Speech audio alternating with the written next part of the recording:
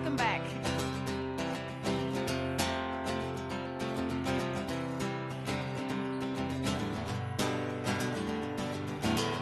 The McMullins are in the house. Woo!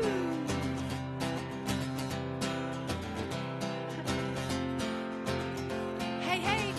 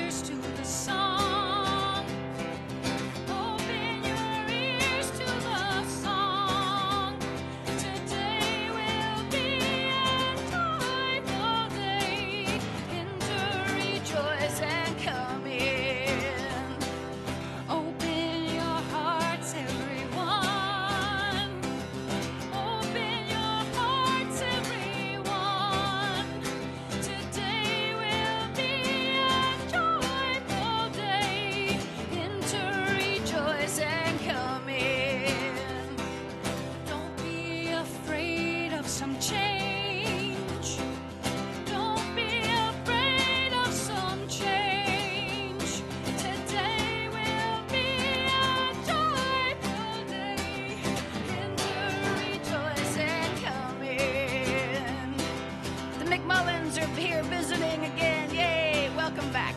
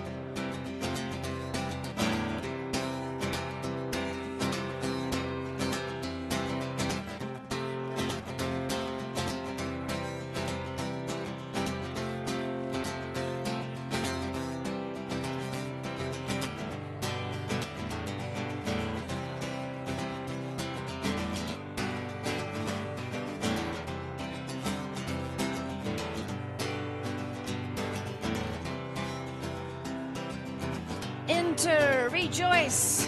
Come on in. Enter, rejoice. Come on in. Enter and rejoice. rejoice. Come on in. Enter, rejoice, and come on in. Enter, rejoice, and come in. Welcome, everyone. Come on in.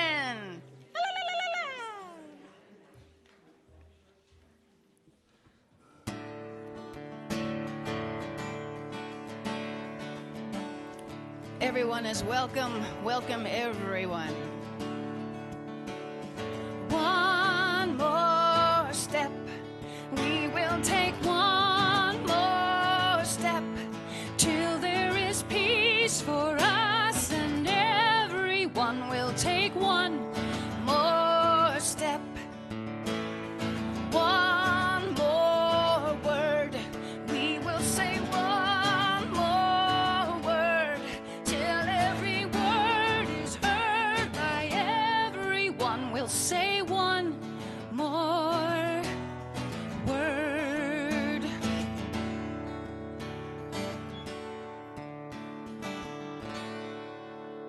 Welcome. Thank you, Jory. Welcome and good morning. It's such a joy to be here with all of you today. Welcome to the Unitarian Universalist Fellowship of Fayetteville. Some of you may be new here. We really want to welcome you and connect with you today. My name is Joanna Person-Mitchner, and I'm on the board as past president this year, and I've been a member here since 2018. Very grateful, very grateful. That's my son over there. He's almost 10. So he comes with me. Unitarian Universalism is a liberal religious tradition that values freedom in religious thought and journey. We uphold the unity of our interconnections, connections to each other, to all of life, and to the precious universe of which we are a part. We affirm the universality of love and hope as we journey together in community. And we welcome you, whoever you are at this moment and wherever you are in your spiritual journey. For those of you joining us online, we welcome you. We're glad you're with us. If you're new, please check out our website, uufayetteville.org, for more information and to sign up to receive our weekly emails. And you can also do that if you want to connect with us weekly and just let us know a little bit more about you and how you would like to connect. You can fill this out and you can put it in the offering baskets when they come around, or just hand it to one of us who looks like we've been here for a while. And we'll be glad to help you with that and get it to where it needs to go. For those of you that are visiting for the first time in person, then you'll find a visitor information card that I just shared with you. And later in the service, we're going to have time where you are invited to come forward and drop a stone, symbolizing your joy or your concern, into our bowl of water up here. It's very pretty. And if you have a joy or concern that you would like to share more specifically with us, we invite you to fill out one of these. It says joys and concerns up at the top. And you can also mark on here whether or not you want that specific joy or that specific concern to be shared with everyone, or whether you'd like to just keep it with leadership.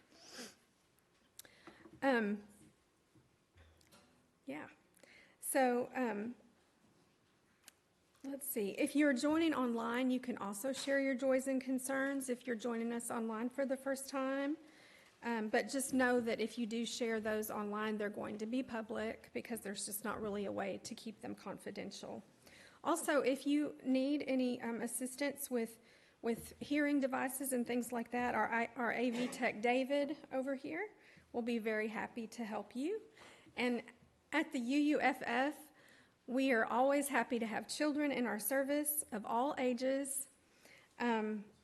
But we also have a wonderful nursery downstairs that you're welcome to use, that Alex Emmons is the coordinator of and just does a really beautiful job, of which we're grateful. And sometimes, during the service, you just might want to step out in the foyer, for a little bit, just because you need that time, or because maybe a child that's with you is just needing, a break, and that's, welcomed and understood. So, and I would just also invite you to silence your phones. I just silenced mine a little bit ago. I also wanted to share with you that today, whenever we have the offering, we're doing a share the plate. This is something that we do periodically throughout the year. We share some funding with an organization that is local, that really has a mission or a vision that is in alignment with our principles. And the one that we're sharing with today is called Arkansas Justice Reform Coalition. And I just wanted to share a little bit with you about that organization so you can make a decision between now and that time.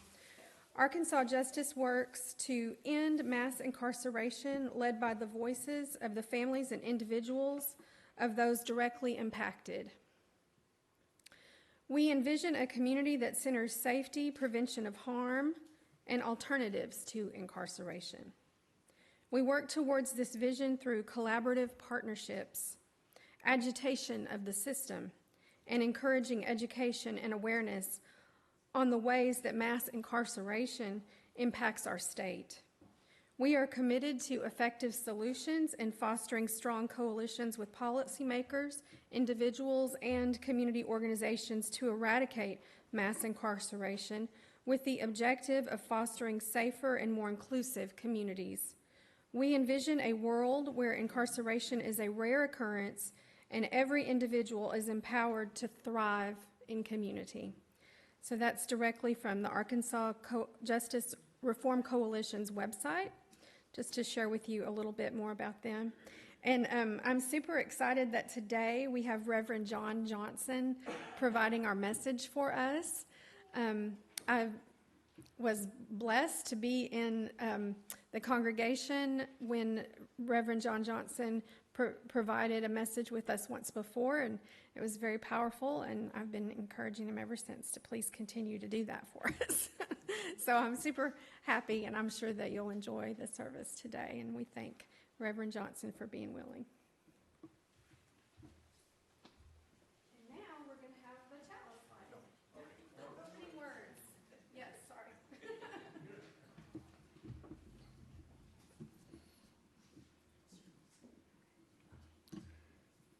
Manly Hall was a well-known Canadian author and lecturer, and thus a man who understood the power of words. He once wrote, "Words, like nature, half reveal and half conceal the soul within. Words, so innocent and powerless as they are in a dictionary, how potent for good or evil they become on the tongue of one who knows how to use them."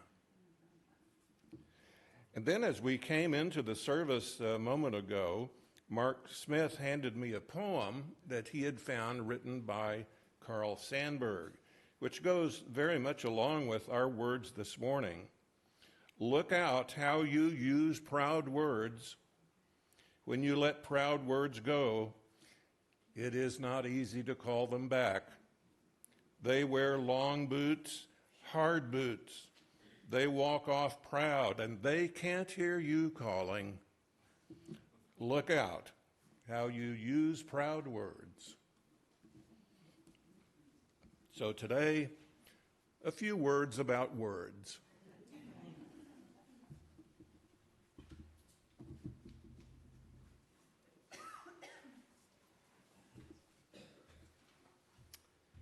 We are going to light the chalice, and I invite you, if you feel comfortable, repeating or saying these words with me. Love is the spirit of this community, and service is its prayer. To dwell together in peace, to seek knowledge in truth, and to help one another. Thus do we covenant together. Shori? Please rise if you're willing and able. This is probably a familiar tune with some UU adaptations on the words. So it's quite high, so if you can sing harmony, please do.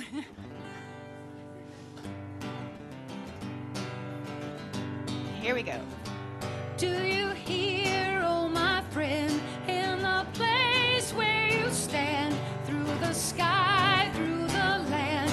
Do you hear, in the heights on the plain, in the vale on the main, in the sun, in the rain? Do you hear,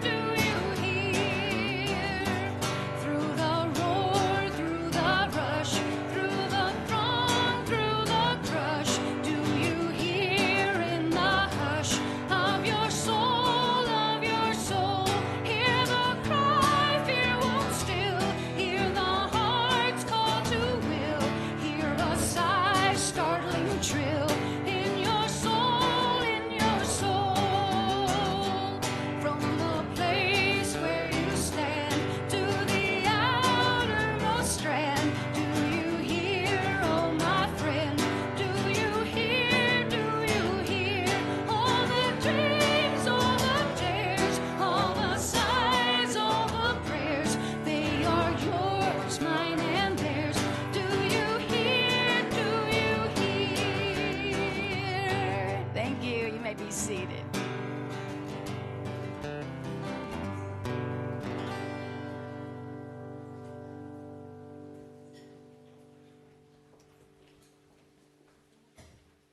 Good morning, friends.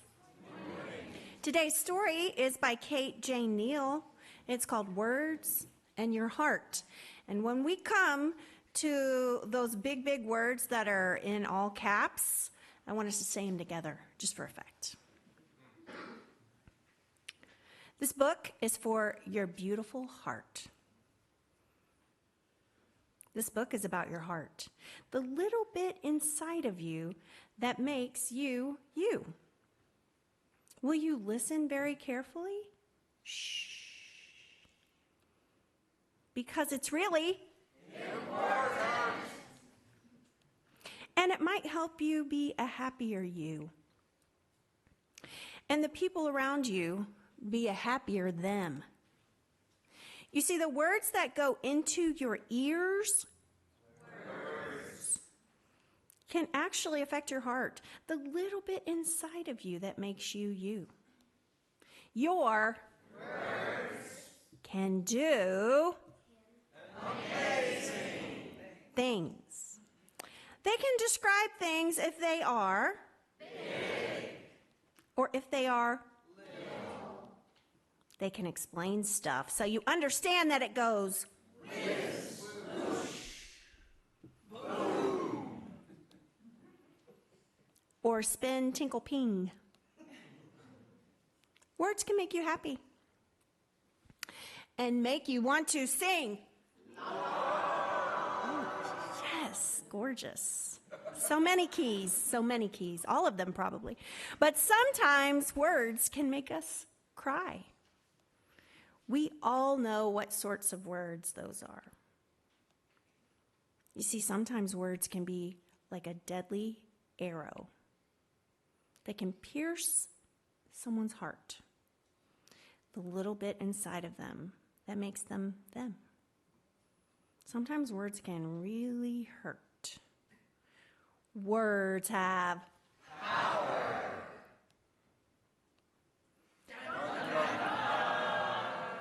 Your words can actually change the way someone's heart feels, the little bit inside of them that makes them them. If someone feels sad, your words can cheer them up. If someone feels weak, your words can help them feel stronger. If someone wants to give up, your words can help them keep going. Your words can make them giggle, make them grin, make them laugh out loud and roll around. Do you get it? Your words are amazing and How about we use our words to look after each other's hearts? The little bit inside of us that makes us us. Let's try it together and see the difference it makes. Today, somebody's world can be a better place because of you. Thank you. Doesn't that make your heart feel good? Thanks.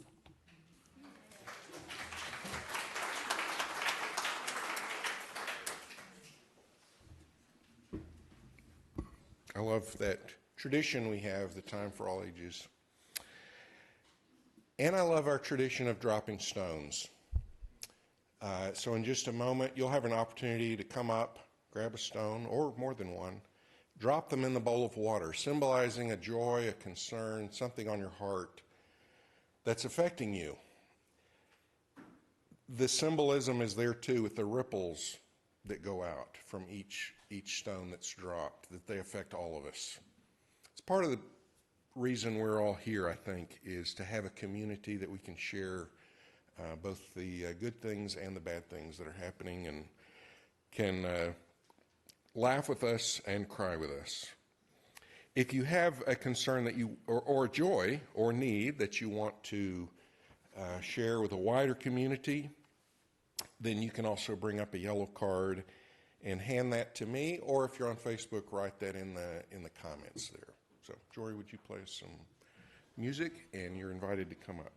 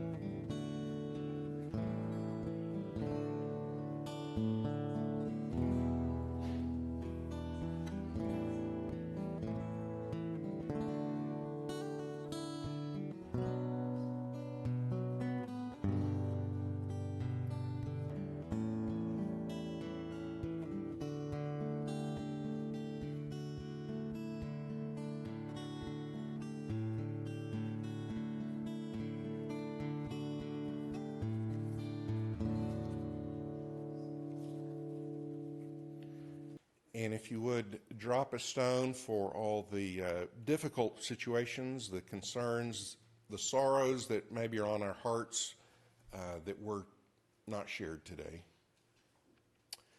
Another one for the joys, the happiness that's on our hearts today and was not shared. And one more for the joys and concerns we will encounter. We don't even know about yet, but we will encounter this week. A handful. Life is full of surprises. Let's have just a moment, 1 minute of silence as we dwell on these things.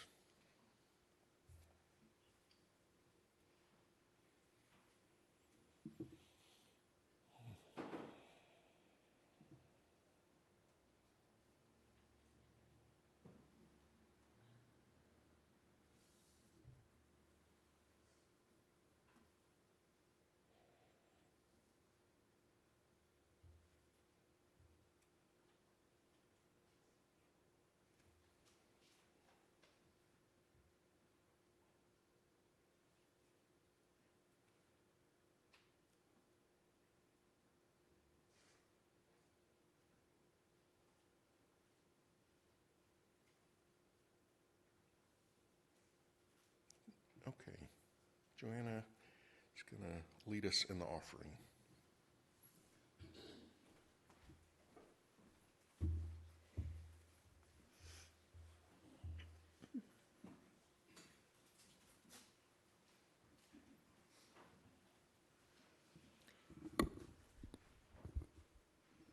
Just a little bit about our offering. The important work of the fellowship is possible because of generosity of time and talent and treasure. And every contribution is helpful and appreciated. And as we pass the offering baskets, we just invite you to share financially. And as we mentioned earlier, this is a share the plate with the Arkansas Justice Reform Coalition. And if you prefer, you can give on our website, by texting online, or mailing checks to our office. Now the hosts are going to come forward and pass the offering baskets.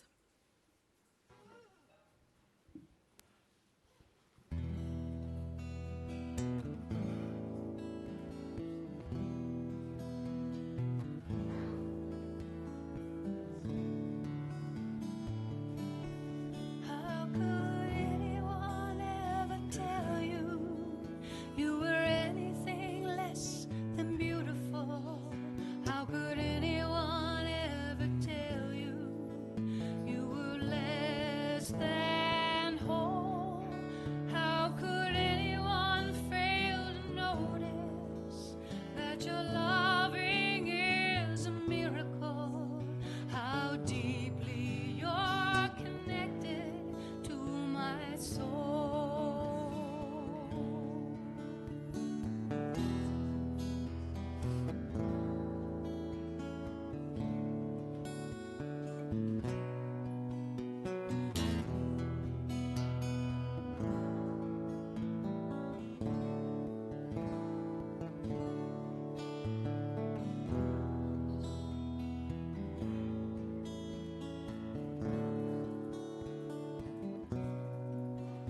How deeply you're connected to my soul. Reverend Johnson.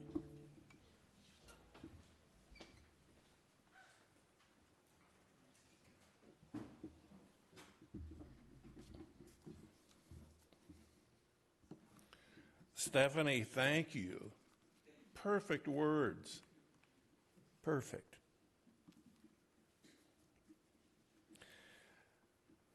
Remember back in speech and debate, you were told that if you were nervous about standing up and speaking before an audience,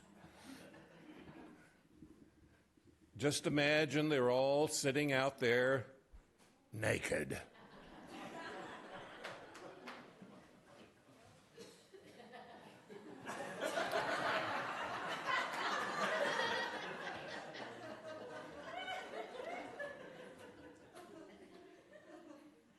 Well, you should see how y'all look.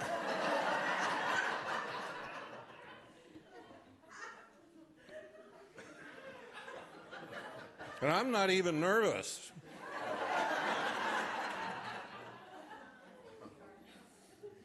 But maybe just a little. You know, I did this every Sunday for 50 years, but I found that you just never quite get over that little bit of Twitter when you get into a pulpit. So thank you for letting me be here today.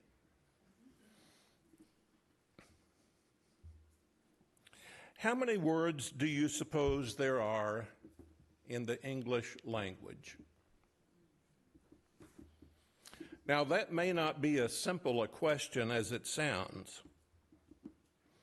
According to the Oxford English Dictionary, there are, give or take, 250,000 different distinct words, not counting thousands of technical, scientific, slang, and obsolete terms. A linguist would say that it's practically impossible to know precisely at any given moment because language is in a constant state of change. And even if a dictionary was published with every single known word, it would be obsolete the moment it came off the press. There are long words, transubstantiation, anti-disestablishmentarianism. Does anybody even know what that means? Say this one with me. Supercalifragilisticexpialidocious, which of course was made up for the movie Mary Poppins. And the longest word in the English language? What?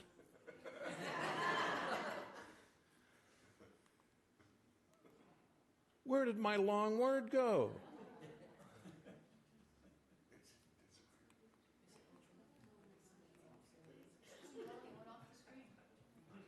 Okay, take my word for it, it's long. It took up the whole screen, didn't it, Tressa? Okay, it's a word, it's a name for a rare lung disease. And from the looks of it, you could probably get a rare lung disease just trying to pronounce it. Okay, there are short words, me, you, we. There are odd-sounding words, infractuosity. That means negotiating a complicated path or process. Anamnesis means remembering something. Onomatopoeia. Isn't that a great word? Just kind of rolls off your tongue. Onomatopoeia. That's when the word mimics the sound. Bang, pop, hiss.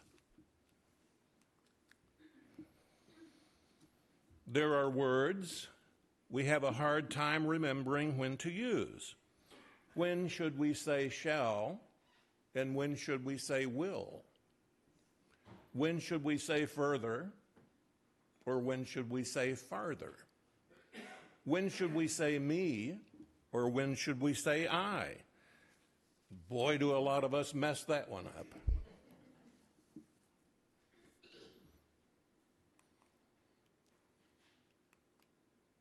There are words that our grandparents used, but we don't use so much anymore. Davenport, icebox, antimacassar.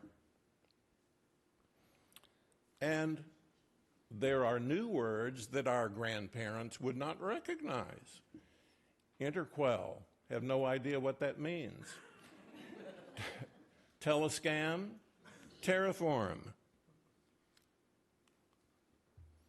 There's my long word.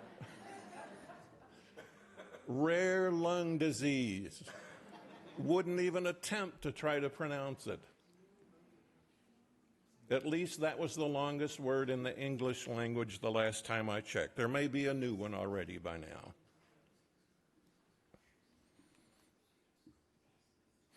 Okay, at the end of the year, Lake Superior State University publishes its annual list of words and phrases that many people would like to have banned from the English language. Words that some people feel are misused or overused. The university calls this the dishonor list. Some of the terms that have made the list recently have been cringeworthy at the end of the day, and it is what it is, but that's one of my favorite phrases. I looked at some of those words and phrases, and I didn't find any of them too terribly offensive, but I guess we all have our own personal list of words that we'd just as soon go away. And we're going to hear a lot more of those between now and November.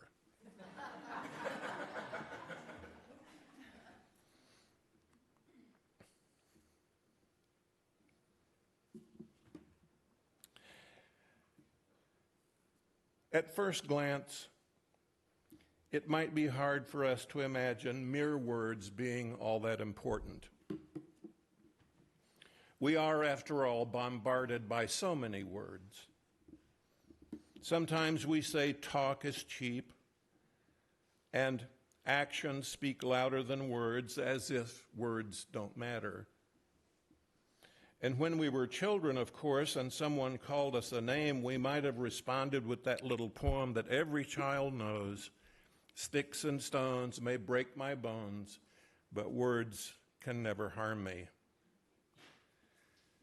But deep down, most of us know that just isn't true. Words can hurt us. Words can hurt us more deeply than any stick or stone. Of course, words matter.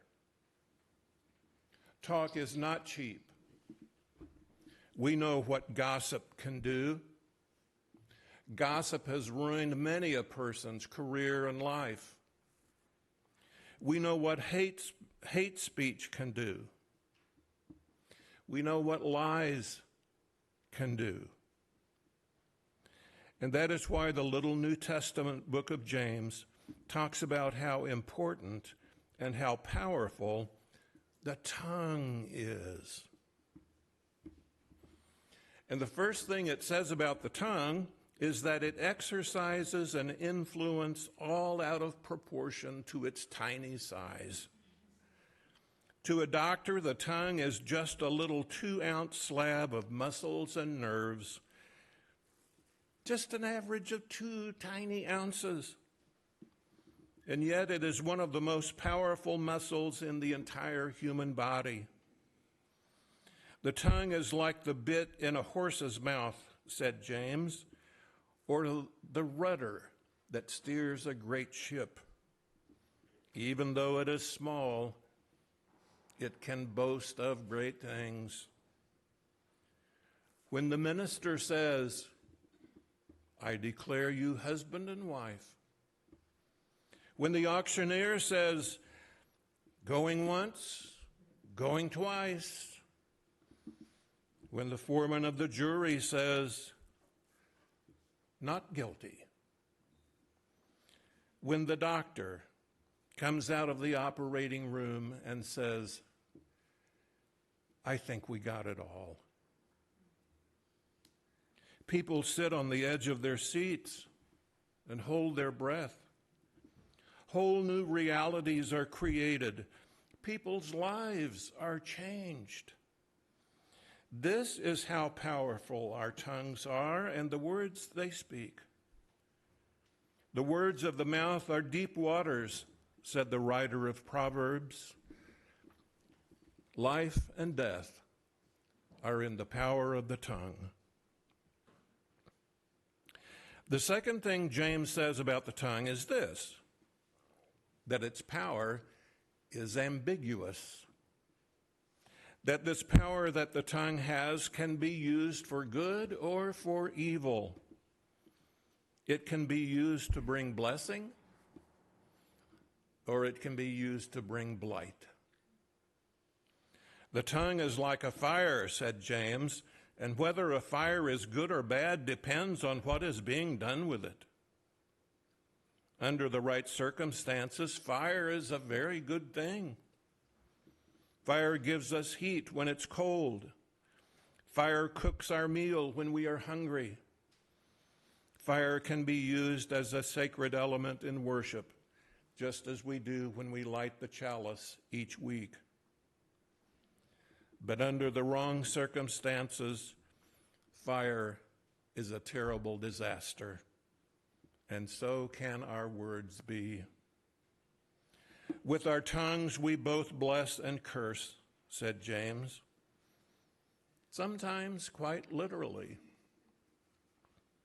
Perhaps you've heard about the little boy who was talking to his grandmother one day when he used a word that he had heard at school. And his grandmother was horrified, and she said, "Why, don't you know that's a very naughty word?" She said, "I'll give you a quarter if you promise never to use that word again."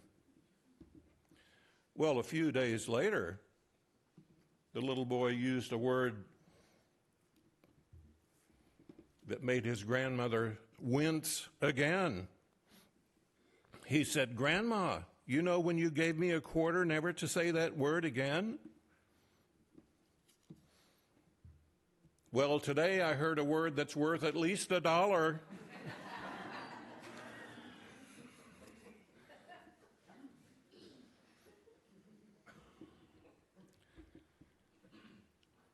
But of course, four-letter words are not the only bad words that people can use. How great a forest is set ablaze by a small fire, said James, because once the rumor mill gets started, sometimes there is no stopping it. With a single false statement, a lifetime of embarrassment and awkwardness could result. I accuse John Doe of stealing, I could say. I accuse Jane Doe of lying. And although all that actually happened was that a little air passed over a pair of vocal cords, 20 years from now, people would still be recalling, I remember the time the preacher said that terrible thing about John Doe. There are certain words that are inappropriate in certain situations, and some words are inappropriate in any situation. The wrong things could be said in the wrong way at the wrong time, and even though it was only words, there would be red-faced, angry people getting up to leave. Or just the right word, spoken at just the right time and in just the right way, might help someone get a whole new hold on life. Don't you look great today? What a good job you did. A word fitly spoken is like an apple of gold, said the writer of Proverbs. A perverse tongue breaks the spirit, but a gentle tongue is a tree of life. I have very seldom ever regretted just keeping my big mouth shut. I have never regretted saying something kind, but I can tell you I have regretted more times than I would care to count things that I have said in haste, things that I have said in a moment of anger or disappointment, or just thinking that I was being cute. There is nothing that costs so little or lifts people up so much as saying the kind thing. And you know, most of us eventually come to a point in life where our words are one of the few remaining gifts that we can give or receive from each other. when we already have all of the material things in life that we need, some of the greatest gifts we can still give each other are our words of love and affection. Some scientists have claimed that, in theory at least, once a word is spoken, it is carried through the air on airwaves, much like the ripples on a pond. And it just keeps going and going until it is too faint for the human ear to hear anymore. But in theory, at least, those sound waves keep going, and so claim some scientists, if you could invent a hearing device sensitive enough, you might be able to pick up words that were spoken years ago. But most of us don't really need some kind of sophisticated invention, because we can still hear the echo of words that may have been spoken to us years ago, words that cut us and left us bleeding, or words that blessed us and made us better people. This is the power of words, and what a gift we give each other when those words are lovingly and carefully chosen.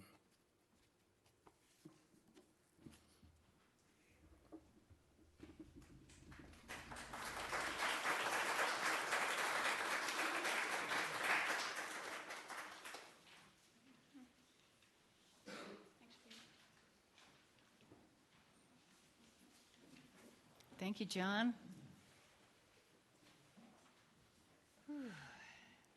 Yes, being a songwriter and a word nerd, I do know the power of words. I appreciate your message, all the words.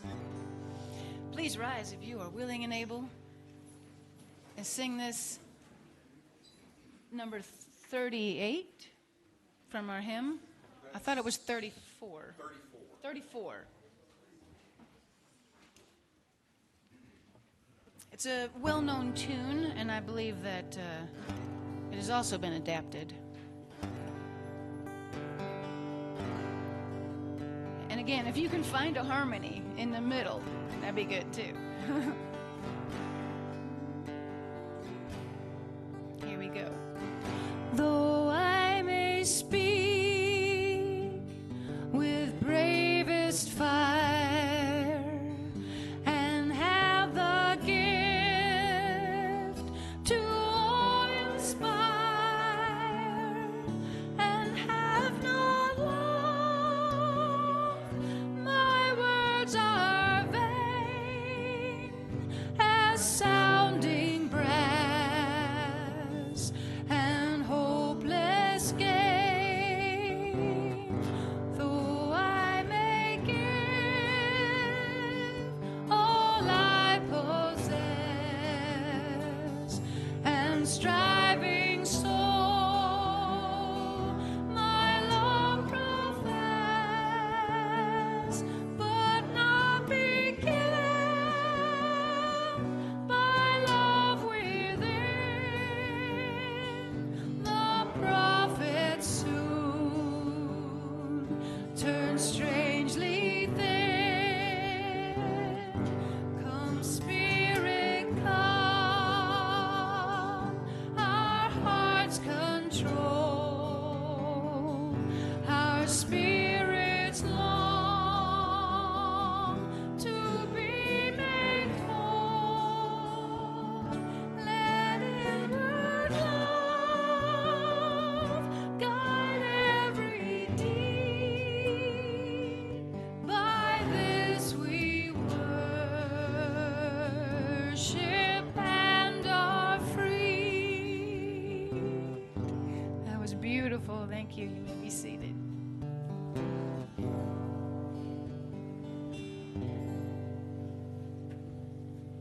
Thank you for words that were fitly spoken and very powerful. I couldn't help thinking the wrong words that are unkind and untrue could cost you $83.3 million. Words are powerful things. Okay. I invite you to say these words with me as we extinguish the chalice. We extinguish this flame, but not the light of truth, the warmth of community, or the fire of commitment. These we carry in our hearts until we are together again.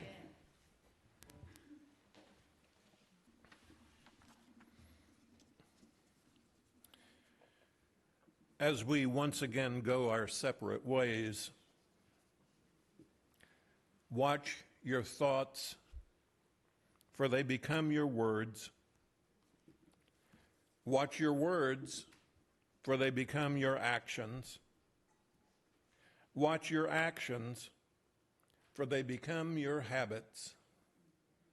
Watch your habits, for they become your character. Watch your character, for it becomes your destiny. Go in peace.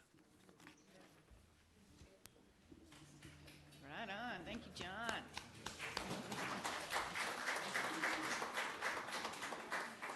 Let us share words and conversation and coffee.